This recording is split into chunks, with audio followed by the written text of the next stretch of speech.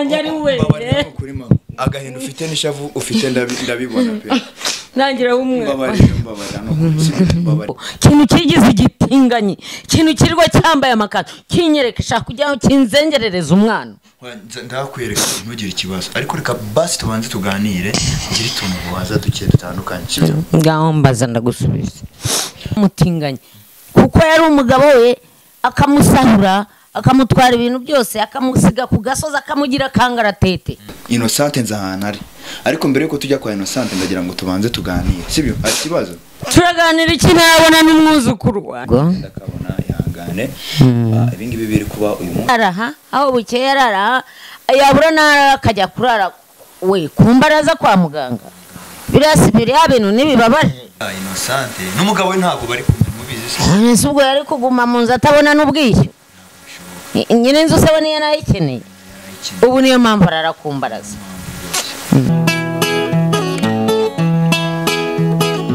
iyo nitegereje neza nkareba Manzi na Innocente iyo nitegereje neza nkareba Manzi na Innocente nekereza urugendo rurerure mwagenze kuva mu buto bwanyu mwakabeje gukundana I love you so much come to me je t'aime trop nalinga mingi wana Manzi na Innocente nukuri ndabashimiye mwahisemo neza nukuri muraberanye Manzi na Innocente songa mbere turabashyigikiye yes reka nongera ngo ikaze dukurikiranye kuri Manzi na Innocente TV muri kumwe na Nyacyo y'u Rwanda rwanyarwa akazamugisho cyangwa Rwanda bakasika muteno sese n'umugoroba samatera gakeka cyangwa gasamba ubundi wicare kuri Manzi na Innocente TV wirebera ibyiza byinshi tuba twaguteguriye uyu mwaka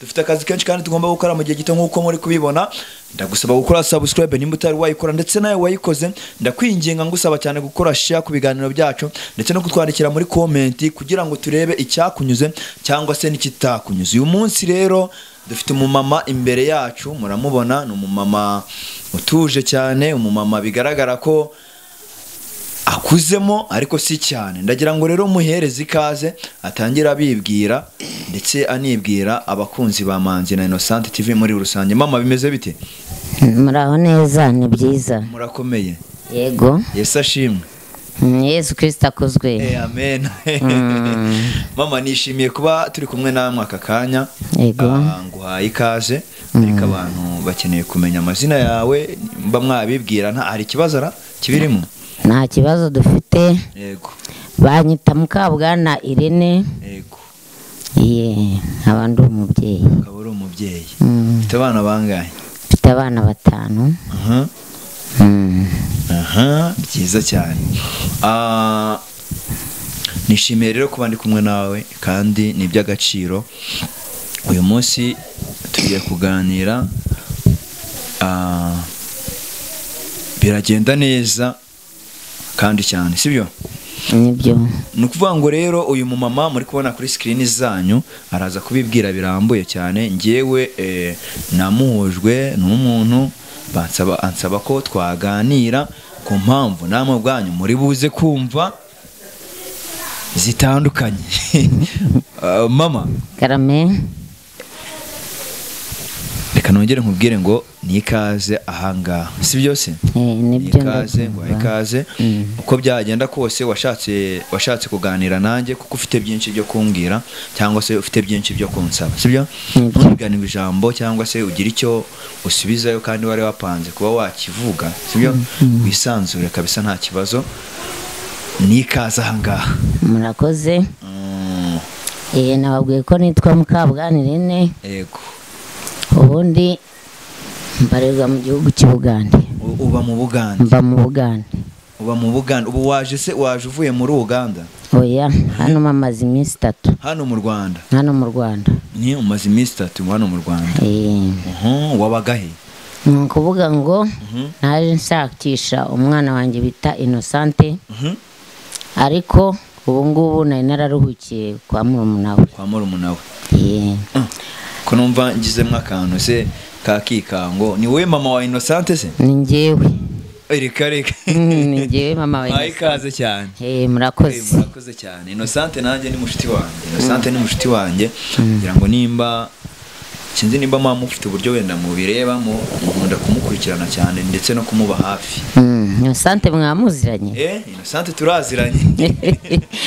Siko ari byo koko we. Siko nigeze kukubonaho igihe kimwe. Siko ngarutse mu Rwanda nkabona ndakwibutse neza. Ndetse nire wakundangiye. Nukuri nukuvuga ngo kuva nagera hano mu Rwanda iminsi baye 3 murumuna we yarambwiye ngo hari umwana w'umusore uzi Innocente. Yego. Noneho nabashije kukubona mbona ranishimye. Icyane urakoze cyane. Nakubonaga ku nkoranyambaga ku rubuga nkoranyambaga. Ariko noneho nkumva mbona nabi ese biriya ni ibiki mukoresha? Biriya ni ibiki mukoresha? Ku nkoranyambaga nkakubonaho. Ariko nkabanzi yuko Innocente waba umenya aho yabari. Yego. Ubwo niba wamumbonera ngira ngo rwose wambwira. Umugabo we ngo yaramutaye. Umugabo we ni umutinganye. Ibyo bintu biri hano mu Rwanda. Ibi bintu biri hano mu Banyarwanda ni ibiki mwana wanjye? Ni ibiki ko murimo kumbabariza umwana? Ni ibiki mwana wanjye? Wamba bari ukanyereka Innocente ari noneho nkabasha kumubona noneho ngo yamusawe n'ibintu yaramutwaye n'utuntu twabaga mu buzu twose yaratujyaje mwana wanjye. Yewe wamba bari ukanyereka umwana wanjye Innocente ari wamba bariye mwana wanjye we wamba bariye kuko mwana wanjye we yewe naye umwana wanjye ari mundanyere ngo basi icara tubanze tuganire. Naye umwana wanjye ari we agahinda ufite n'ishavu ufite ndabibona pe. Nangira umwe babarira kuba muri umuna Innocente akakunshyikiriza sibyo nuko yarazi ko hari ikintu ndi bugufashe.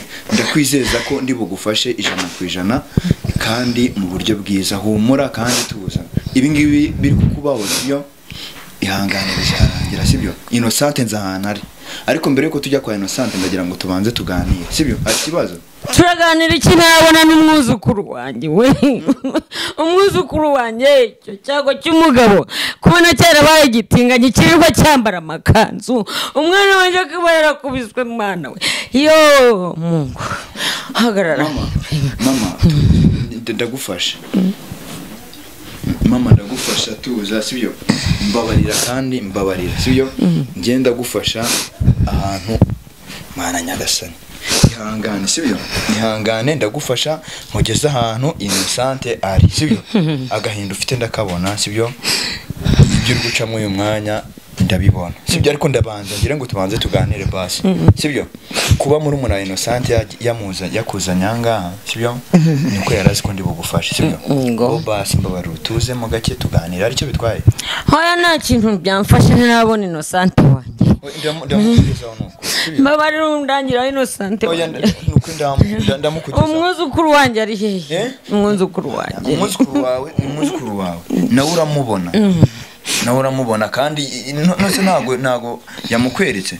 Umwuzukuru wawe muri umuna wa Innocente ngo yaramujyanye yamujyanye yagiye kumutegurira cyo kurya kureba inzara yabishe ikigabo cyambataye umwana wanjye bamuhinduye iki ni kivu mwaragenda araraguza araye mbabarira unyereka umwana wanjye nabuzukuru ba ndamukwereka mbabarira uramunyereka ndamukwereka ariko reka tubanze tuganire sibyo reka tubanze tuganire mbabarira ndagusabye sibyo goto natuje ariko uramunyereka ndamukwereka nukuri ibyo byo ndabikusezeranije nunashaka ko kintu kigize igitinganye kintu kirwa cyambaye amakanzu kinyereka shaka kujyaho kinzengerereza umwana ndakwereka ntugire ikibazo ariko reka basi tubanze tuganire ngiri tuntu waza duke dutandukanye sibyo ngaho mbaza ndagusubiza. I'm sorry cyangwa se hangane kubyabaye sibyo umubyeyi wese byamutera ishavu n'agahinda kuko kuba yabona umwana wiwe ari kugenda araraguza ari kugenda ntacyo kurya afite, aba mu bitaro, abo kumwitaho afite, sibyo? Biragoranye cyane, sibyo? Binateye agahinda, sibyo? Banza rero wihangane kuri ibyo byose, sibyo? Noneho ndagira ngo mbanze nkubaze, sibyo? Uriya mugabo, uwo mugabo icyo cyago twari tukizi, yari umugabo mwiza, yaje kurambagiza umukobwa wanjye, ari umuhungu mwiza, tumushyingira ari umuhungu mwiza, yari muzima. Niba waba haba amadayimoni, niba ari byo bamuteje, ntumbaze, ndashaka kunyereka uwo mukwe wanjye, uwo mugabo w'umwana wanjye, nawe ndashaka kumenya aho ari, tumenye niba ari imiryango y'iwabo, tumenye na gahunda z'iwabo, turebe ko erega buriya nabwo nawe bibaye ngombwa twamuvuza. Erega nawe ni umwana wacu, ni umwana wacu. Biriya byose bakoze ntabwo ni ibivi iwabo, ubwo ntabwo tubizi, akaba ari byo bimuterereza ubutinganyi. Se wamenya ari ibiki? Ko ibyo bintu nabyumvise hano mu Rwanda by'ubutinganyi, wa muntu we wamenya ari ibiki? Ashobora kuba ari n'imiryango y'iwabo. Ndashaka kumenya nawe aherereye, nimara kubona umwana wanjye n'umwuzukuru wanjye. Ikintu nshaka unasobanurira abantu bari bafite urujijo, bakeneye kukubona ndetse bakamenya n'umuryango wa Innocente. Mu by'ukuri bahoraga babitubaza, umuryango wa Innocente ubahe, umuryango. Tugize amahirwe akomeye cyane kuba basi tubashije kubona mama wa Innocente, sibyo? Ndagira ngo asobanure ibi bintu neza, sibyo? Ese mwebwe ubwanya aho muri kubona ubuzima Innocente ari gucamo, mwabibonaga byose? Twese twayibonaga kuri YouTube. Ndavuze ngo ikimagurukije muri Uganda ni ikibazo cy'umwana wanjye. Narabibonye, ngize amahirwe kuko nkubonye. Narabibonye, nicyo gitumye nje kureba umwana wanjye n'umwuzukuru wanjye. Bose nicyo kizanye. Niba ari bibe ngombwa bampereza umwana wanjye n'umwuzukuru wanjye. Niba bitabaye ibyo, bavuze umuhungu wabo, bamukuremo buriya butinganyirirwe atingana abahungu b'iki gihe. Wigeze ubona umuhungu b'umugore w'undi muhungu? Ibyo bintu hano nanjye mbibonye muri iki gihe. Ni iki gihe ariko nyine ni byabe Paulo yavuze ngo bizabigora. Bisohoye so. Biri kugenda bisohora. Sanjewe no ikintu nakibaza, sibyo? Gahunda inkuye muri Uganda. Iwacu mu Uganda nta nzara dufite. Dufite ikibazo pe cy'amafaranga, ariko ibiryo birahari, inka turakama, nta kibazo kindi dufite. Kandi nayo mafaranga ntabwo ari twe twenyine, ni muri rusange. Ni ukuvuga rero ngo umwana wanjye ndagira ngo nagusiga yandagaye, aho bwije arara, aho bukeye arara, yabura nara akajya kurara we kumbaraza kwa muganga. Birasibiri bintu nibibabaje, birababaje. Bampa umwana wanjye n'umwuzukuru wanjye. Nibo shaka ariko ndashaka nuriya mutinganye, uwo mukwe wanjye babe cyangwa n'umukwe wanjye yari we, ariko ndashaka kugira ngo mwegere mubaze nabura ikintu yaba yarazize cyangwa icyo yifuza. Ngibyo binzanye. Nibyo nanjye rero ikintu ngiye kukwemerera n'ikindi. Nyemerera ariko utambeshyura mu ngeza. Ntabwo ndi bukubeshye. Innocente ahantu hambere yabaga abana n'umugabo we. Yarahindutse. Umugabo niwe wimutse? Oya, Innocente n'umugabo we ntabwo bari kumwe, mubizi. Ese ubwo yari kuguma mu nzu atabona n'ubwishyu? Nyine inzu se niyo nayikeneye. Ubu niyo mpamvu ararakumbaraza. Ubwo rero yimukiye nyine yagiye mu nzu igize uke itahinze cyane, ariko nako n'ubwishyu. Yabukura he? Afite n'undi mwana yaturaga. Uwo mwana aramubonye. Yezu we, uwo mwana se nawe yaramuto, barimo nawe aramuruhana. We data.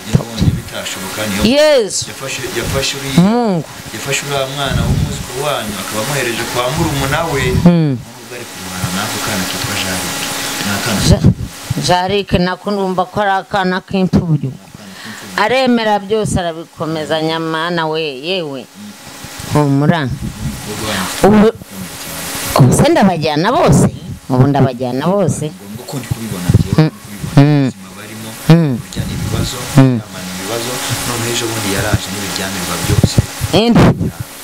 Uriya uriya mutinganye byose arabijyana ibyo ngo n'utwenda yari yambaye n'utwenda yari yafite natwo ngo baratujyanye none si ubwo uriya mutinganye so wamwongejejeho n'uwo mutinganye ndamukugeza kwihera ukuri mbega byose bishoboka njyewe ndi umuntu ukurikiranira famiye yabo hafi byose ndabikugezaho ibyo ushaka byose urabibona ibyo ushaka kubabwira byose umwana wanjye yaruha mwana we yatoraguwe n'akandi kana ye baba we ariko Yesu mana we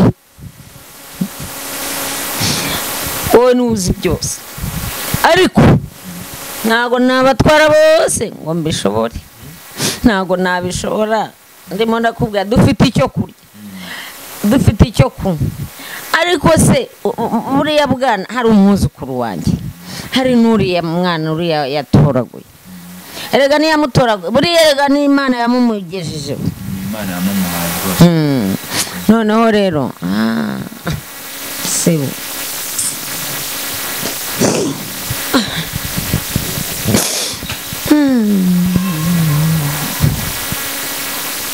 mazima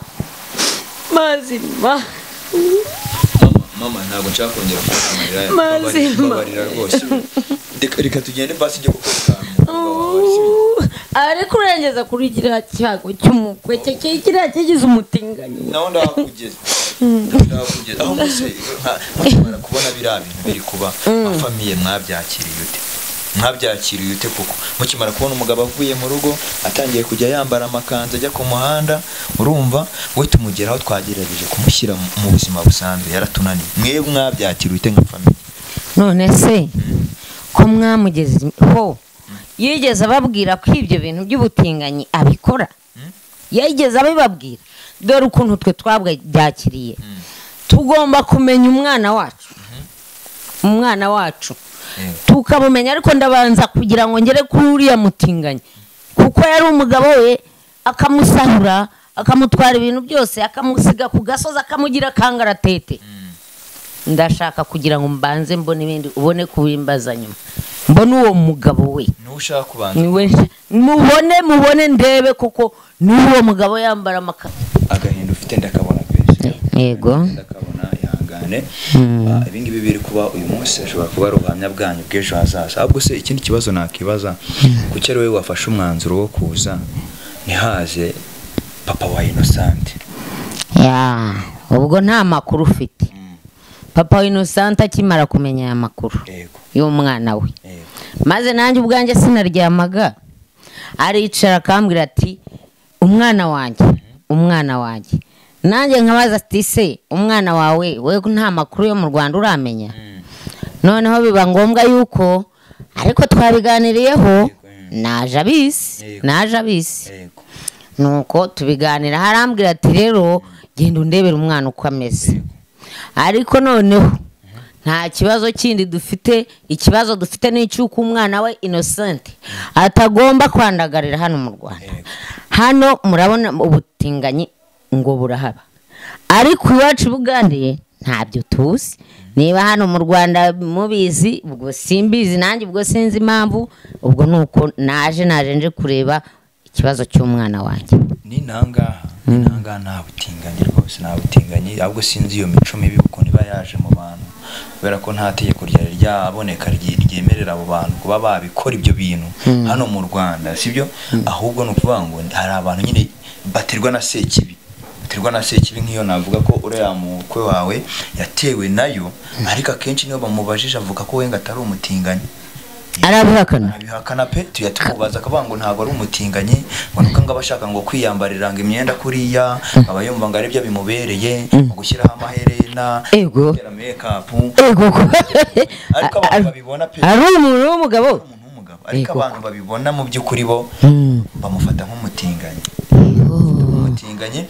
gusa hakundi byagenda natwe inaha ntabyo n'imico mibi nyine yaba yaje mu bantu si imico irava he mwana wa ya misi imeruka bajya bavuga mama ku buryo umuntu w'umugabo ahinduka umutinganyi neza kumva ari iki umugabo mugenzi we rero reka nkubwire ngewe ni handi yawe ndava hari uko mubonye uramubona ndamubona hehe ndamukugeza ahantu aba ndakugeza ahantu aba ndetse naho Innocente aba. Bantu rero mudukurikiranye, hane se ko numva ko umugabo agira amahane turinjirayo gute?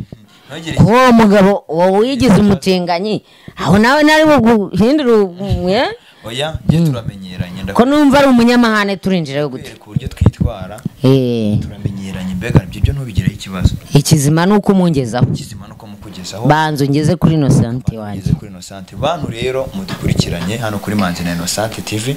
Uyu mubona ni mama wa Innocente, mama Innocente. By'umwihariko ikibazo cyamuzanye namwe ubwanyu mwamaze kucyumva, no gushaka umukobwa we Innocente ndetse n'umwuzukuru we. Nibiba ngombwa Innocente akabyemera, gahunda no kumujyana aho wacu Uganda. Ahubwo se ariko ibindi turaza kubiganiraho, sibyo? Rero bantu mudukurikiranye ni urugamba rukomeye. Mwumvishe ko nansabye kumugeza ku mugabo we kandi ku mugabo wa Innocente, kandi mubona uburyo dushiturana dukubitana, ariko mudusengere, ni ibintu bitoroshye.